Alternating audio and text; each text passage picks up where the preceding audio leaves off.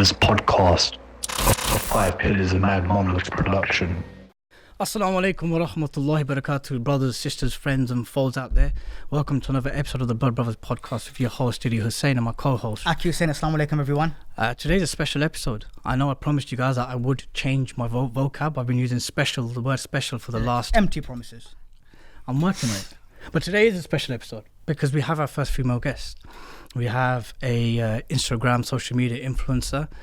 She's very well known in the online sphere. Her name is Eniyah Rana, but she's most well known as aka Modesty. Assalamu alaikum. Hi, assalamu alaikum. Thank you so much for having me. Thank you for making the time for the podcast. You're welcome. How was your journey down to the set? It was great, actually. Yeah. Much traffic? Not that much, actually. It was actually a nice drive. I'm looking forward to the drive back as well. Really? Good. Yeah. Why? Nice You weather. just enjoyed the nice drive? weather, nice air, nice city. Wow. Wow, you must be the first person that called London's air nice air. Yeah, Yeah. And you're going to look forward to the drive back. I'm looking forward to the move to London. Wow. Oh, really? Oh, really? Yeah. Okay, we'll get to that later on in the podcast, but I believe you got something to ask, sister. Okay. So, we're going to start with some quickfire questions. Okay. Sis, let's kick it off with something nice and easy. Okay. Tea or coffee? And that's not green tea. We're talking about actual tea Okay. or coffee. Okay. I do like green tea, but tea. Tea, yeah? Okay. Sweet or savoury? Sweet. Samosa or pakore? Samosa. Really? Even if it's got meat in the pakora? Uh-huh. You'll choose samosa all day Veg long, bhi yeah? chalega, yeah. Bollywood or Hollywood? Bollywood, obviously. Queen hu main Bollywood ki. Okay. Instagram or YouTube or Snap? Oh, difficult one. And you can only choose one, obviously. Snapchat. Okay. German car or Japanese? German. Okay. BMW or Merc? Merc. Mum or Dad? Both. Peace or beef? It used to be beef, but peace now. Okay. Romania or Gucci? Neither. Okay. Bangladesh or Pakistan? Bangladesh. Okay. We're good. Pleasantly surprised with some of those answers. Really? Yeah. So look, before the podcast started, I asked, you had to make some arrangements for the children, and Yeah. from my understanding, you're a mother of 5. Uh-huh. Mashallah. Alhamdulillah. How do you balance life as a social media influencer and being a mother of 5? Everybody in the beginning used to ask me that all the time. How do you balance? And obviously work has, alhamdulillah, considerably grown since like day one. But I think it becomes a part of your life. It's not really a schedule that you need to follow or a timetable. You just need to have a balance of what's going on. It becomes a part of your life. And as long as you're able to cooperate with the other parent and make sure that, like if I'm not going to be there with the children, will you be able to handle this for me while I'm away doing this? Then it kind of works if you have a mutual understanding. But it's not been easy, but we get there. And the most beautiful thing is, I think the children really appreciate what I do. They love coming out with me to events. They love seeing what I do. And there were parts of me at times where I used to feel like a little bit guilty as well. Like, am I spending too much time at work? Am I doing this? I'm doing that. But the beauty of my work is that I can limit myself, or I can take on as much as I want, take on as less as I want. So, and I love the fact that the girls also say to me that now that we've actually seen you in action and see you do what you do, sometimes at events, sometimes we spend hours with you in your office filming. We understand when parents used to say, I worked so hard to make what I have done today for you guys. My eldest daughter, she'll say to me, like, I understand that concept now because we've seen you do it. Yeah. And, that's a 13-year-old coming back at me with that. That's what I'm saying, because sometimes it takes appreciation time right there. Yeah, to appreciate exactly. parents. And yeah. First say that So, at that age. alhamdulillah. So obviously, but the nature of your work isn't 9 to 5. No, right? it's not. It's pretty much, or can be at times, around the clock, right? It can be around the clock, but the beauty again of blogging is that I can do it in and around my hours, in my schedule. There's no real timetable as to I have to do this by this hour or whatever. I can look after the kids and then come back to my work and just finish off, because it's all about social media, so I can open any app and just get on with it. But there's no real rules or timetables when it comes to my work. And I like it that way. If I'm pressured with timetables and timing, then it's something that I'd happily decline, because it would come in the way of me, parenthood, motherhood, and my children.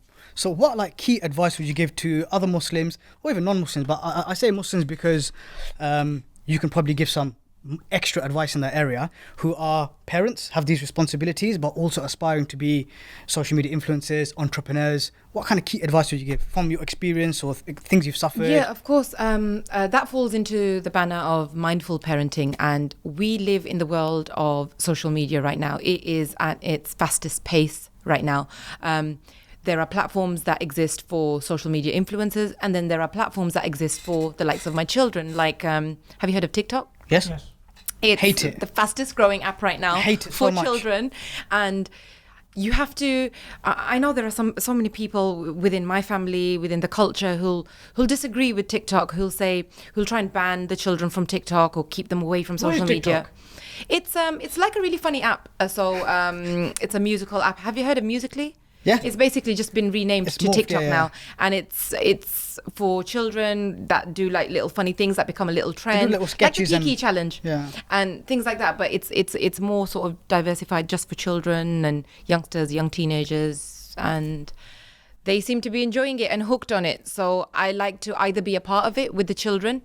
I have a rule in the house that once it's 9 p.m, 10 p.m, phones need to be off, need to be put away on a mantelpiece, and we need to have some time together.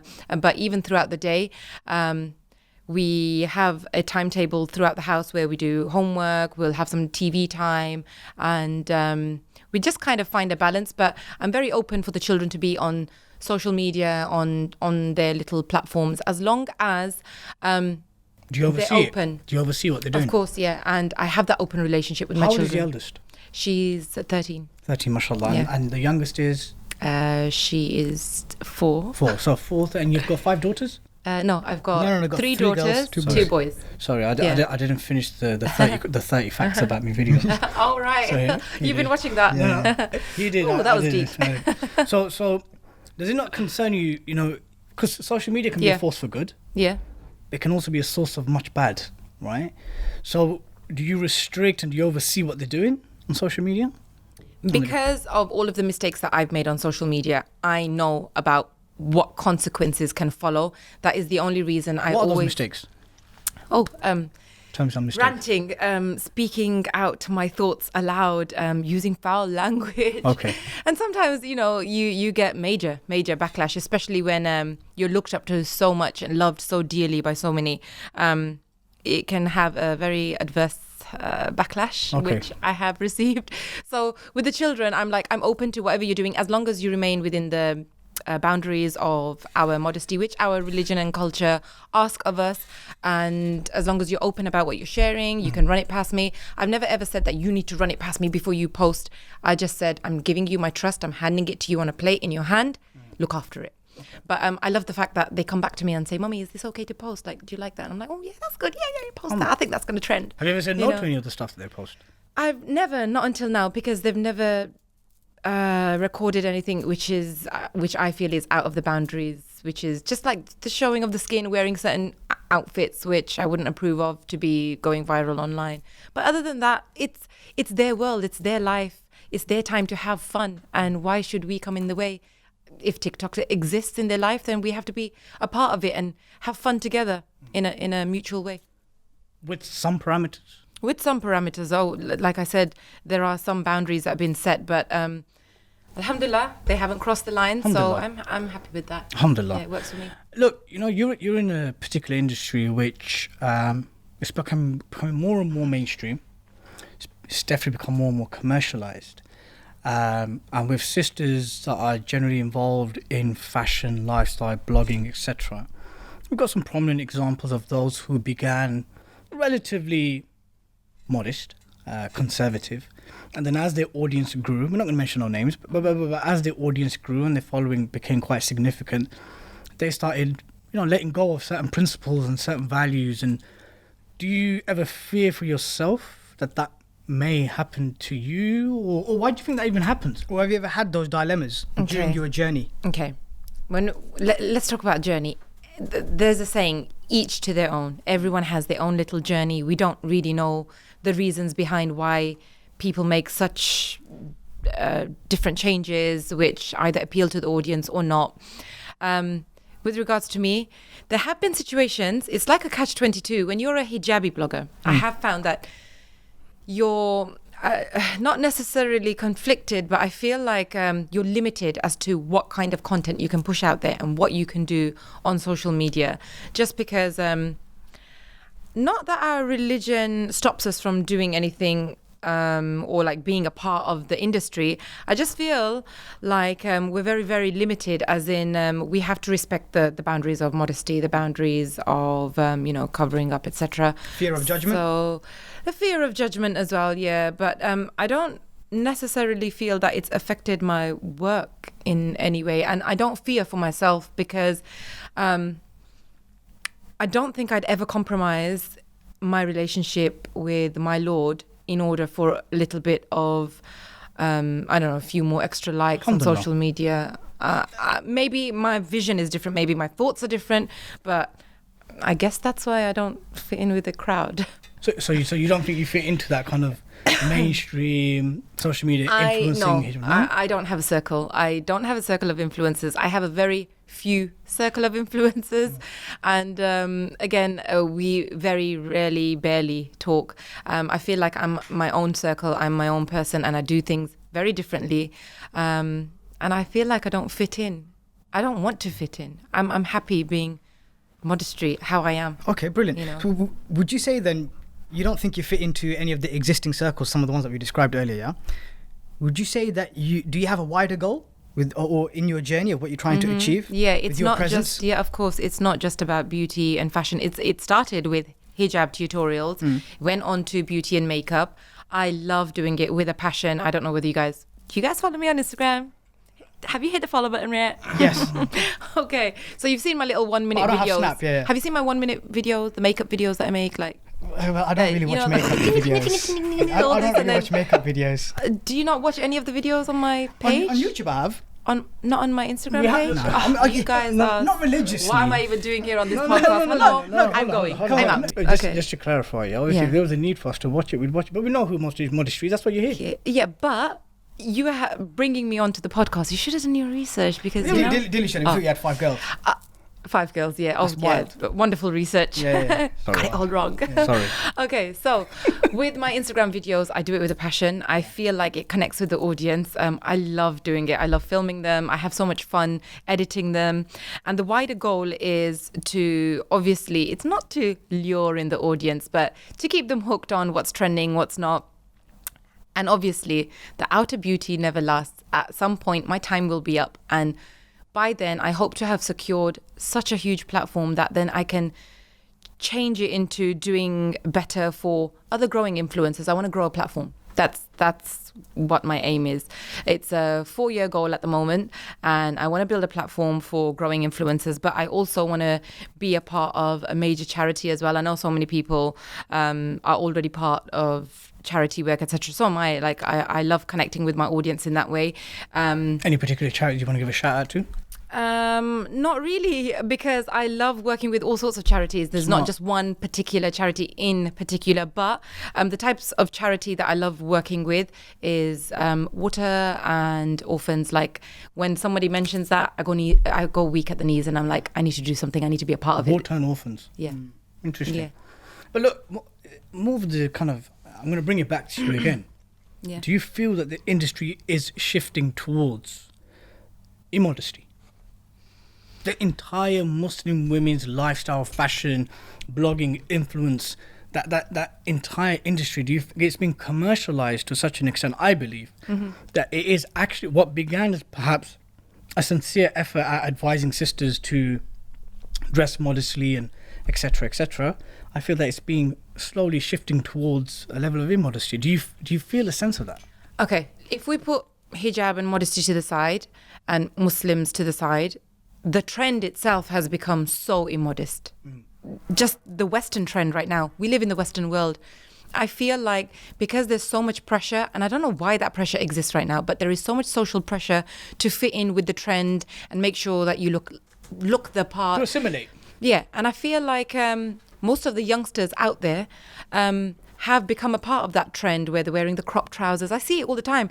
And I'm always saying on my Snapchat, and I really don't care about the backlash, because backlash comes with the territory. I've said so many things in the past from day one to now, and I've received so much backlash that it's kind of benign to me now. I just kind of speak my mind, You and get you backlash either for like me or something. you don't. Yeah. They say modesty is a bit like Marmite, you either like it or you don't. So for me, I feel like right now, I don't know whether you've seen the hijab trend, which is half hijab and half the hair coming out. hair And showing, yeah. sorry, but that's not hijab. No. I feel like I don't. That's why I was saying earlier that I feel like I don't fit in because it's not me. I wouldn't even tell my children to wear hijab in that manner. I would rather tell my children, take it off. When you're ready, come back to the cloth properly and wear it properly. If you don't feel like you're a part of it right now, take it off. It doesn't make you any less a Muslim. There are Muslims who don't wear hijab, but they're still okay. They're still practicing. They're doing fine. But I guess with the trend right now, has it become immodest? The Western world, I feel like, the less clothes that you have, the more skin that you show, it looks on trend, it looks on bang. And I feel like the girls are trying to somewhat fit in right now, but With some level of imitation. yeah, and I don't agree with that. And that's why you see me in that trend. And sometimes I'm not up to sketch with the trend, and it really doesn't bother me. But go on, mate. We're gone. No, go on. Okay. No. So basically, do you not then think that you are, to some degree, a trend setter in that regard? Or are you trying to at least possibly. establish? I call myself a trendsetter. Yeah? I Okay. wear clothes within the works of whatever I think works. Sometimes it flops, sometimes it works. But I'd like to think that it works. And, I'm not perfect. So going back to, conflicts. Yeah. Right, so you just I was mentioned... going to ask something after I Sorry, go allowed on. you to ask the question. Go on then. Cracked on. Go on then. What I wanted to ask was, can you give an example in your journey, at whatever point it was, where you've actually had to deal with some type of conflict internally or in a conversation with someone, advisors, people in your team, where you've had this challenge, this friction and battle between principally, religiously, what your red lines and boundaries are, and also what people are advising you are going to get you attention. Or followers, or You see, increased revenue. Like or do sales. this, bend the rules a little bit, and it's going to be a big hit. Or you're like, no, I'm going to stick to my guns. It's not actually allowed.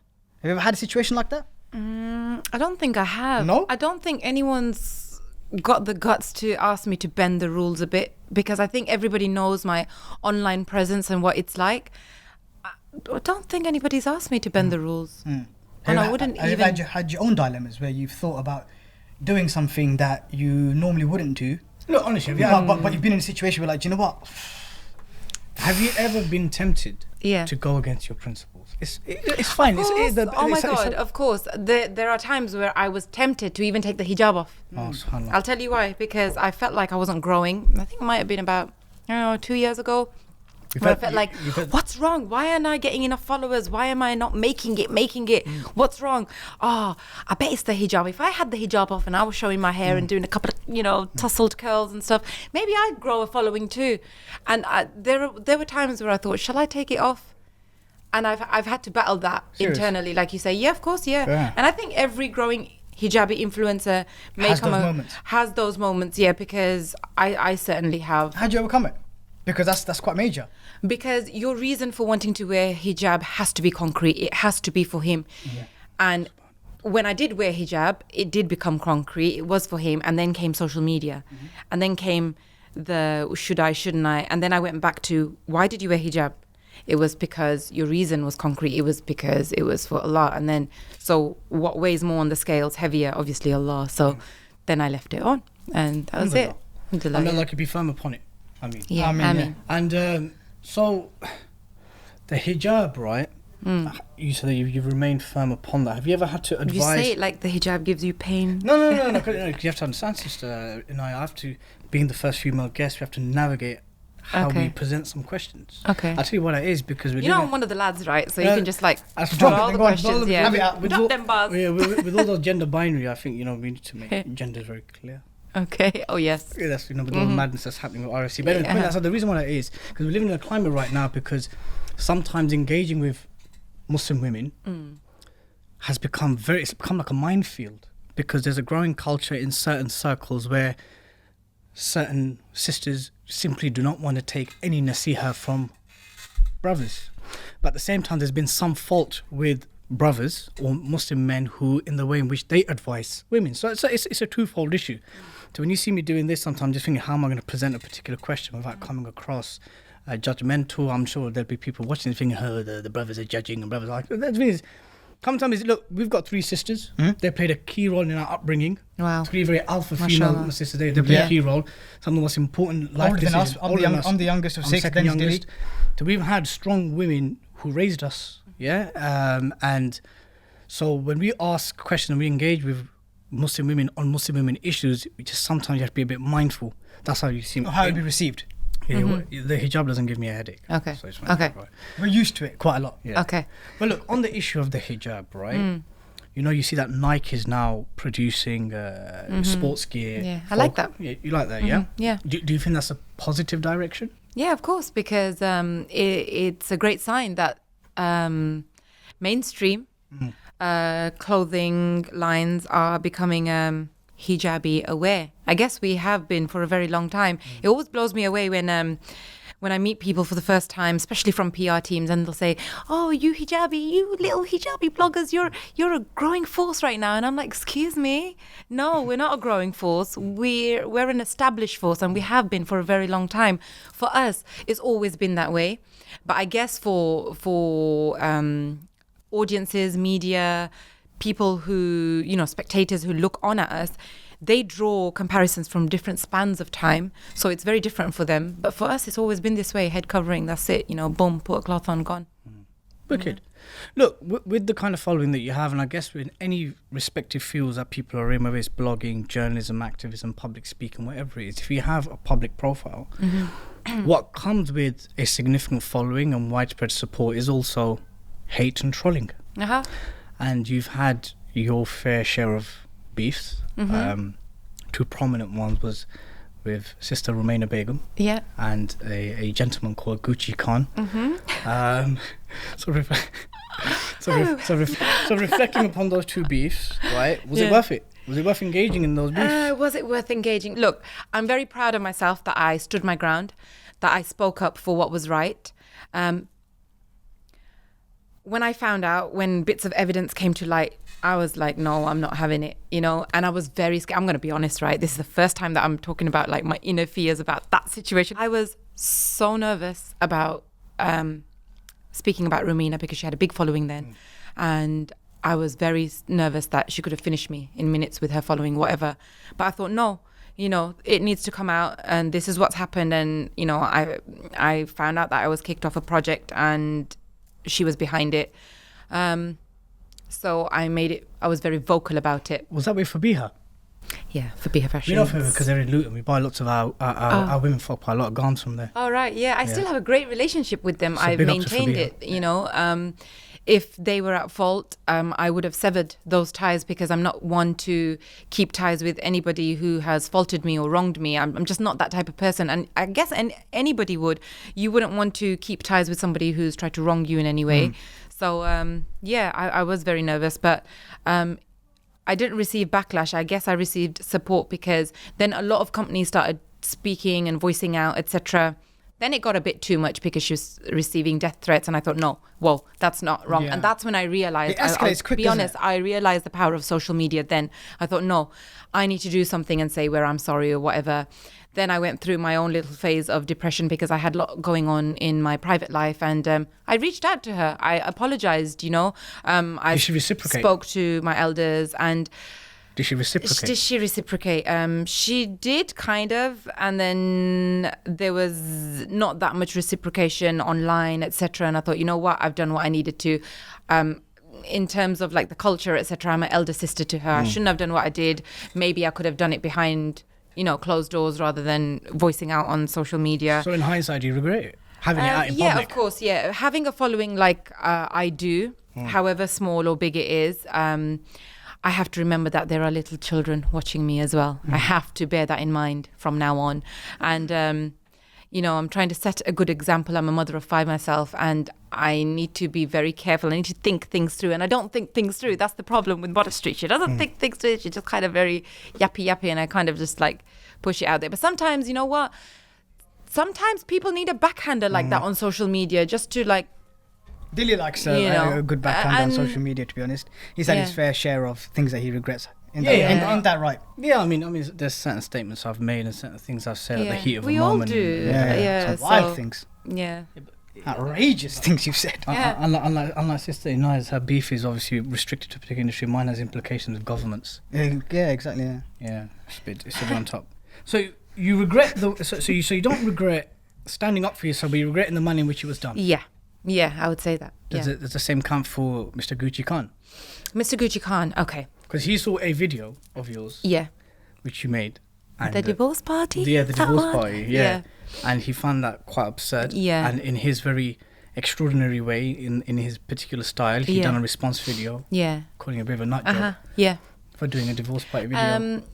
I'll be honest, I didn't even know who he was until then, and people started tagging me, and they were like, "Look what he's doing," and I'm like, oh, "Okay, really," and it really, again, I was going through a form of depression. I was going through a real mental breakdown. I didn't need it then. Because it was all happening at a particular time in I your felt life. like in the thick of it, right? chaos was coming one after another. First, there was like the Rumina issue, then there was the Gucci issue, then there was my own private life going all up in the air, and I felt like I couldn't cope. And I honestly didn't need it from Gucci.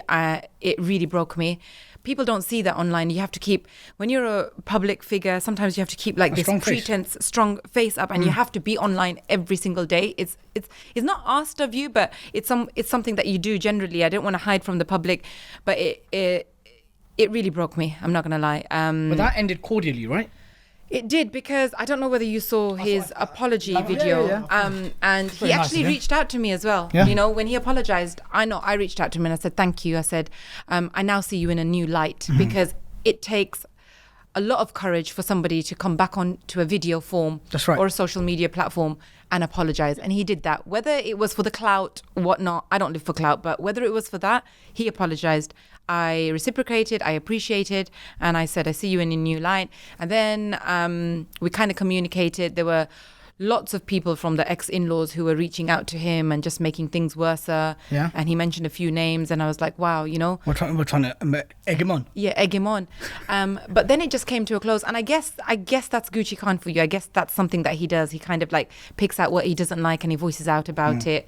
So with going back to the divorce party, I guess so many people didn't like it, and it just happened to catch attention of Gucci Khan, and, you know, I got the hit, but it is what it is. I feel like if he used his platform for the better, I feel like he would gain, it's not even for gaining love, I feel like he would gain a lot more support, because he's got And a powerful respect. platform, he's very well spoken, and respect, and I feel like he could do so much more good with his platform. When you have a powerful platform like that, I always say use it to do good rather than bad. But yeah. But moving forward, Yeah. if there was ever a situation where, you know, there's some beef or some heat with an influential blogger in Yeah. the same industry, how would you react and respond differently? I think I would. I think I'd try and deal with it behind closed doors. But there's something about me that I just, you know, I'm made Difficult from to a... keep it zipped. Yeah, basically. I'm made from a different piece of cloth, and they don't make that fabric anymore. Really? You know? Yeah. Okay. So, like, yeah, I would probably try and deal with it behind closed doors. But if it needed to be aired, I probably would. It is Okay. the person. You can't change the person you are. You used to get into a lot of scraps when you were at school. A few. Yeah. Yeah. Okay. You're from Birmingham, right? Yeah.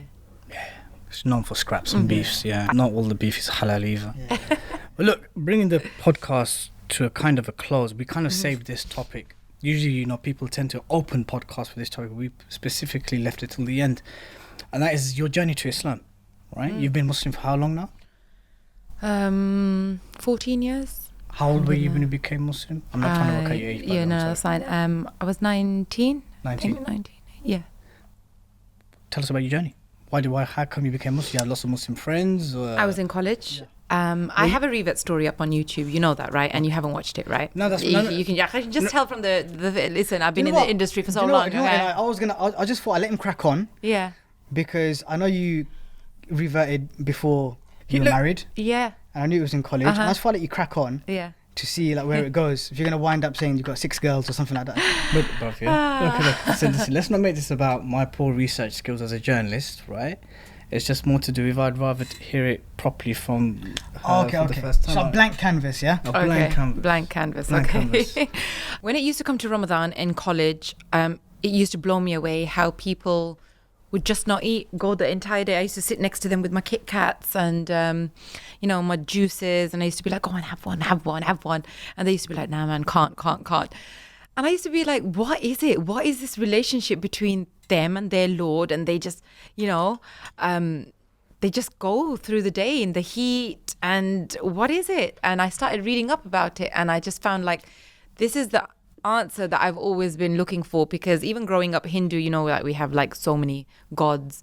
I've always believed growing up, I had always believed that they've got to come from one source, from one light, from one eternal being. And then when I found that this, Allah is one source, one being, the angels, the books, I was like, this is it. This is what I've been looking for my entire life. And that was it. So as soon as you understood like the fundamentals of Islam, Yeah. like you just described it, yeah? Yeah. It settled immediately. Yeah. You were like, this makes sense. This is it. This is it.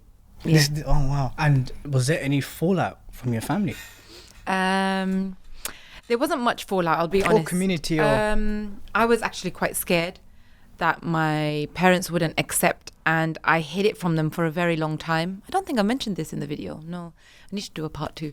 But You can start the part 2 Yeah, now. go. yeah, and very quickly I used to. I felt like a newborn baby. Then I felt like I'd just done a Hajj. Ah. I was like a newborn baby. Well, you're I a was like, newborn baby. After accepting that Islam, point, you're yeah. a new baby. and I felt like, what am I going to do? What's going to happen to me? Who's going to marry me? How am I going to find someone Muslim? Oh my God. And I felt like I needed to get married. I felt like, I'm not going to make it alone. You needed that stability. Is that what you think? Yeah. And Support. Yeah. And I felt like it would be easier not telling my parents right now because they won't understand.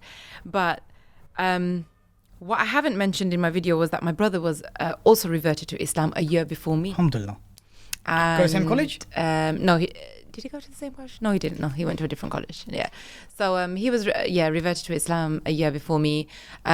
But he didn't know that I reverted to Islam. So it was very like... So you guys both accepted Islam, but you didn't know each other had become Muslim. No, but you knew your brother had. I knew he Oh, was but you Muslim. didn't He know didn't know I parents was. knew So he was Muslim? I still felt like I couldn't connect with him as well. And I just felt like so alone in this like little bubble. And I was very careful of what circle of sisters I was joining as well, Yeah. because I learned that there were like different Groups groups and things. And I just didn't want to fall into the wrong category. Of course. So fast forwarding, I think like 2-3 months later, I met my husband to be, and it was just like Chatamangani Patabiya, and we just kind of bang. got married. Yeah. Can you tell me about the time when you broke it to your parents? Oh God, it was actually when we eloped. Would you call it eloped? That's the polite way of saying we ran away and we got married. Yeah, okay. basically.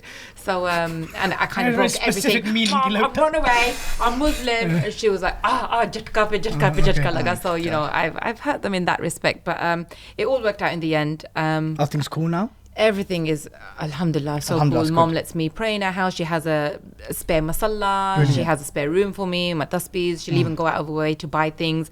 The last time we went to do Umrah, she did my entire shop for me. I literally came home and everything was ready for me. And what more could you ask for? That's really Has amazing. Has anyone else in your family or extended family accepted Islam that you're aware of besides your brother? No, it's just me and my brother. But things are jiggy now. Everything's fine. Alhamdulillah. Yeah. Wicked. So when you said that when you first became Muslim, you kind of ran away, eloped, and Yeah. got married, and how long did that marriage last?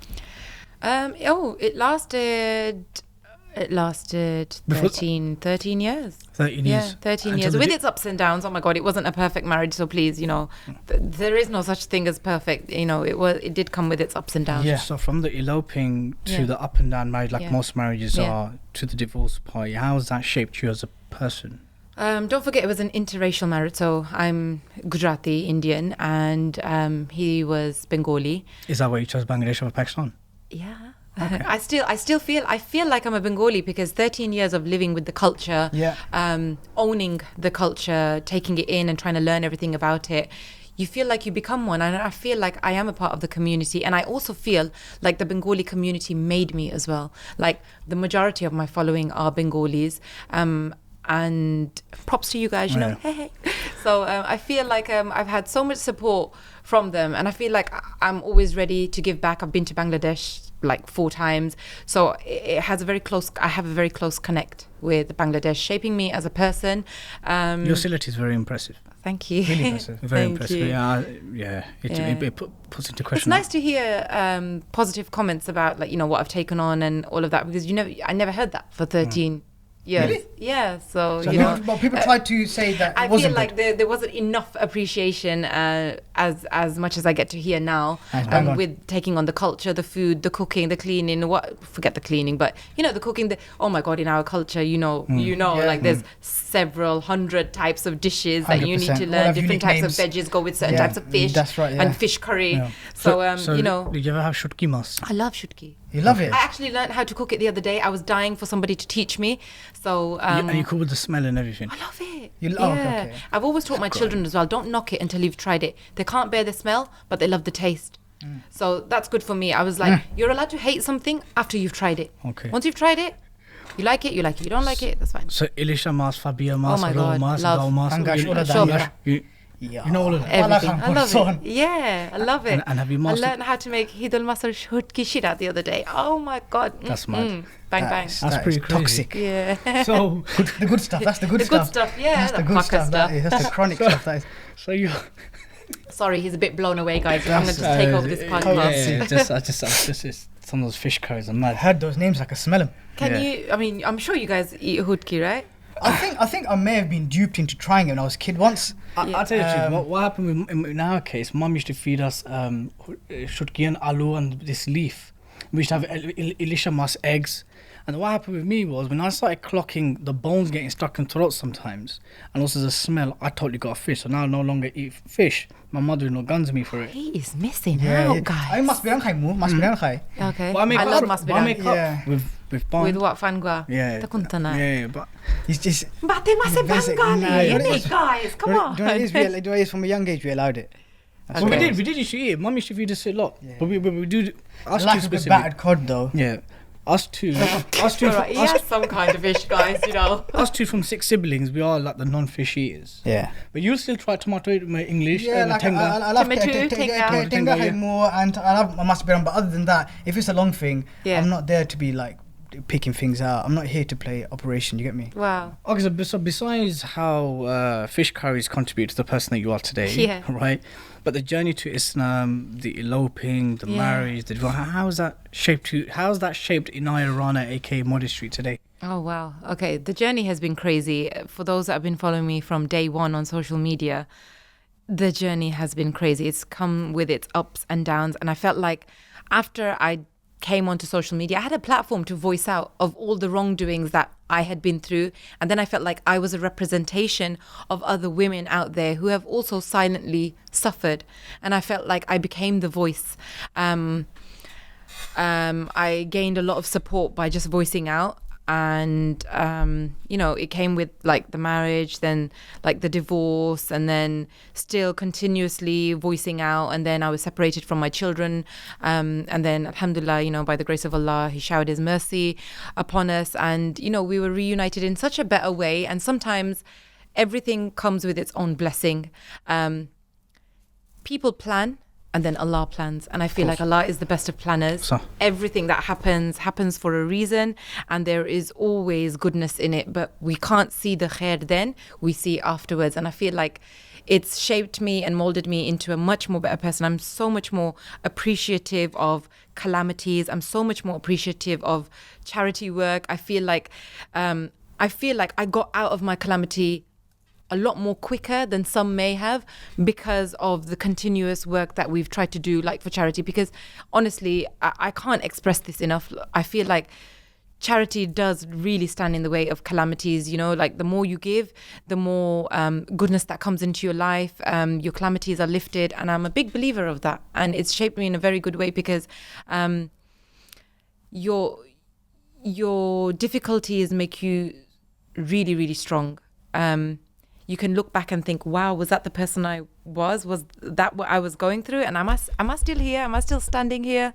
Like, it makes you so much more stronger. It sounds like you think you've just basically become a nicer person.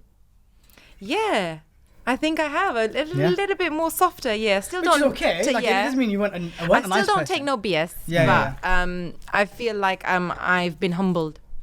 You know. So how would you handle BS now? How would I handle BS now? Probably the same as always. But no, I think I deal with it a lot more differently, professionally, because things are happening in the pipelines with my work and everything. And I don't think I do anything to jeopardize that, because I'm trying to give back to the audience that once made me.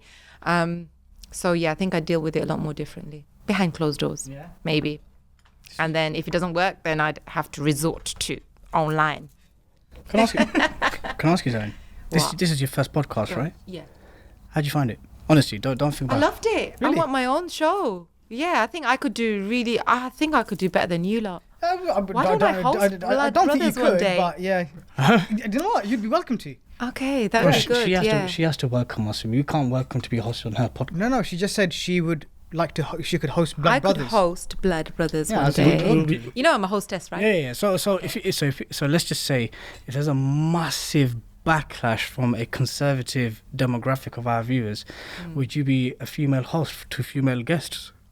Would I be a female host to female? Yeah, of course I would. Why wouldn't I? That's on record now, by the way. And Yeah. we don't have to change the name to Blood Sisters. You don't have to name it blood. It doesn't be blood Nay, sisters. nay. So Blood that's- Famdem or something. Yeah, Yeah. that- Well, look, it was an absolute pleasure having you on. thank you. Really enjoyed it. Really enjoyed it, and sorry for the poor research from my end.